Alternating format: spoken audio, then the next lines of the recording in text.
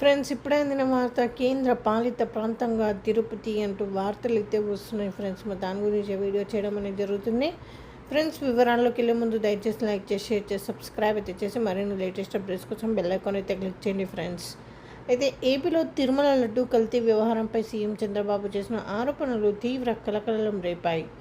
దీనిపై అన్ని వర్గాల వారు స్పందించారు. ఇదే అంశంపై వాస్తవాలు నిగ్గు తేల్చాలని కోరుతూ సుప్రీంకోర్టులో దాఖలైన పిటిషన్లపై విచారణ కూడా జరుగుతోంది. ఈ నేపథ్యంలో ప్రజాశాంతి పార్టీ అధ్యక్షుడు కేఏ పాల్ సుప్రీంకోర్టులో మరో కీలక పిటిషన్ దాఖలు చేశారు. ఇందులో భక్తుల మనోభావాన్ని దృష్టిలో ఉంచుకొని తిరుపతి కేంద్ర పాలిత ప్రాంతంగా మార్చాలని సుప్రీంను కూడా కోరారు. అయితే తిరుపతి లడ్డు వివాదంపై సిట్ దర్యాప్తు సరిపోతుందా లేదా సిబిఐ విచారణ జరిపించాలా అన్న మీమాంస వైపు సుప్రీంకోర్టులో కొనసాగుతున్న నేపథ్యంలో ఇవాళ కీలక తీర్పు వెలువడుతుందని అంతా భావిస్తున్నారు. ఇదే సమయంలో సిబిఐ దర్యాప్తు జరిపించాలని కోరుతూ కేఏ పాల్ సుప్రీంకోర్టులో పిటిషన్ దాఖలు చేశారు.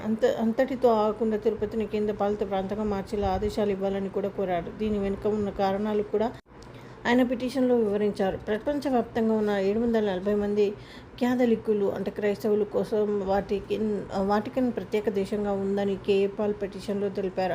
అలాగే కోట్లాది మంది భక్తులు వచ్చే తిరుపతిని కేంద్రపాలిత ప్రాంతంగా చేస్తే తప్పేంటని పాల్ ప్రశ్నించారు. ఇప్పటికే లడ్డు వివాదం తర్వాత కేంద్రపాలిత ప్రాంతం డిమాండ్లు వస్తున్న నేపథ్యంలో కేంద్రం మాత్రం నోరు మెదపడం లేదు. కానీ సుప్రీంకోర్టులో మాత్రం కేంద్రం తన అభిప్రాయం చెప్పాల్సిన పరిస్థితి ఎదురుకానుంది. మరోవైపు సీఎం చంద్రబాబు 100 రోజుల పాలన వైఫల్యాల నుంచి దృష్టి మళ్లించేందుకు తిరుమల లడ్డు వివాదాన్ని తెరపైకి వచ్చినట్లు పాల్ ఆరోపించారు. లడ్డూకు నెయ్యి కల్తీపై జూలై నెలలో నివేదిక వస్తే సెప్టెంబర్ వరకు ఆగి ఎందుకు ఆరోపణలు చేశారని చంద్రబాబు ఆయన ప్రశ్నించారు. సో ఇది ఫ్రెండ్స్, థ్యాంక్స్ ఫర్ వాచింగ్.